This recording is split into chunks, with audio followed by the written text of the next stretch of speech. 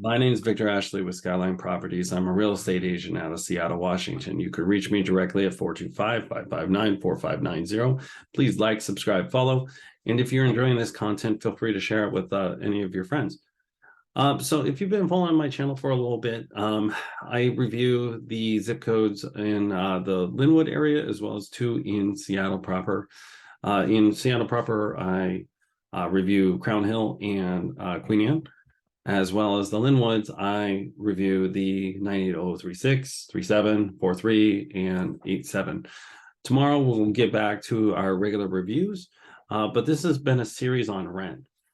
Today we are looking from the rent perspective on the flip side of this, which is if you have bought the house and now you're trying to figure out if you want to rent it out or if it would be better to sell it. So I just wanted to give a quick overview of some parameters. We're using our same rent numbers that we came up with 2 days ago. Feel free to follow my take a look at the rent videos right here in the playlist, as well as just so you know, I also pulled the numbers for a year-over-year average for the first 9 days of March. Now I used the first 9 days of March this year and the first 9 days of March last year, and I came up with a pretty interesting set of numbers here, and I wanted to get through them real quick. So we're using a theoretical house, and we're not using anyone's house in particular, but I did go through one of these houses, and I'm not going to show you exactly which one it is, just because I don't want to put their information all over the web. But I use this for a particular thought process, just the thought experiment. So I got some basic numbers of some houses that are being available out there and being bought. But like I said, I scraped the first 9 days of March this year versus the first 9 days of March last year. And I came up with two different types of numbers, but the houses were almost the exact same. So again, I just think that that's kind of interesting that these numbers are very close to the same size of house. So let's just review last year's numbers. So in the first 9 days of March, and the reason why I'm using the 9 days of March again is because I'm trying to give you the most accurate and most recent numbers possible when you're making this decision. So I scraped the first 9 days of March versus last year versus this year, and I came up with last year, within the first 9 days, the average house being sold was $875,000. It was on the market for 4 days, 3 beds, 2 bath, and 1890 square feet. Now that came out to a square footage cost of $4,481 a square foot. Now, though, this year, within the first 9 days of March, it's a little different. We came out with a price to purchase of $785,000. 37 days on market. And then again, it's almost the exact same size house. It's 3 beds, 2 bath, and it's literally only 30 square feet smaller. Now, the price per square foot came out to $432. And again, one thing that I wanted to point out is last year there was 38 houses that were being sold in this period of time. And this year there was only 22. So that is a 42% decrease. Now, one thing that I wanted to also get into is since these houses are almost the exact same, I was able to get an aggregate on this, and it looks like our pullback year over year for March is 10%. Now, the reason why I'm pointing this out is because a lot of houses and a lot of media right now are just starting to announce that some of the houses are starting to have a year over year loss. Now, we know from the peak was in July, but it was in June, July. But from March last year to March this year, we are looking at least a 10% decrease at my current numbers. Now, again, there is some, wiggle room in this because, again, I'm not a statistician. I'm just a real estate agent that knows how to use an Excel file. So if you have any questions, you can reach out to me directly, and I'll be happy to introduce you to my method. And maybe it's incorrect, but get a hold of me if it's not.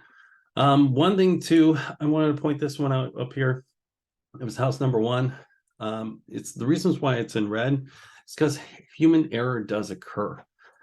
This house, when somebody put it into the MLS and they click save, They said that they sold this house for $655, not $655,000. That is a very big mistake, but I'm just literally only keeping it in there just so you know that errors do occur inside of real estate. And nobody's perfect. And again, these numbers I'm giving you are my best estimates and according to my Excel file. So I just took a random one out of here and I ran some numbers directly using their purchase scenario. So you have an idea of what it actually looked like if you make the decision to go rent or not. So let's go into this one real quick. Now, I'm not going to go into the actual like listing itself because I don't want to, put their information out in public. But to give you an idea, this was only on the market for 6 days last year.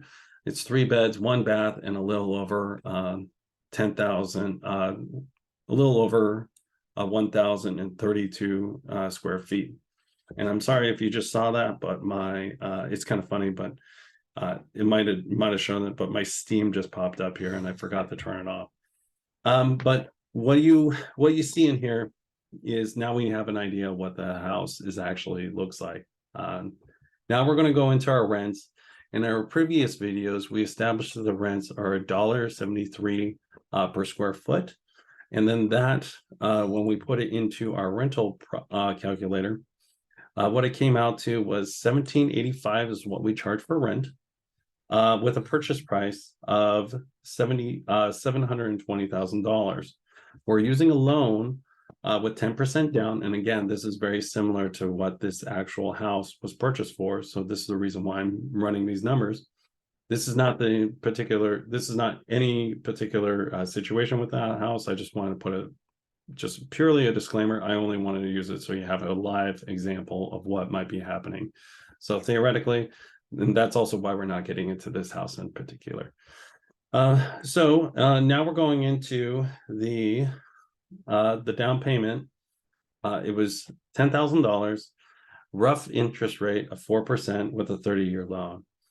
When we look at the appreciation, we're assuming 3% a year. We're going to hold it for at least 30 years.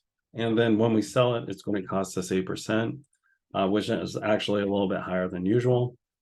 But maintenance, we're going to set aside $1,000 for maintenance a year, as well as all of our property taxes. In here, you can see the vacancy rate is 5%. So roughly every 22 months, you'd have to find a new renter. And then also in here, there's no management fee. Management fee is if you're not doing it yourself. So when we go in here and we hit calculate, this is what comes up. So the first thing that we see a lot of green numbers on the top and a really big percentage number in profit when sold. It's kind of deceptive, but let's go down a little bit so you actually see what we're looking at. So where we're at is your annual income for this home is being rented. The annual income is a little over $20,000 a month. Now it's $20,000 a month, and then you still have your mortgage and you still have your expenses, and that leaves your monthly cash flow at negative 27% every single year for your first year.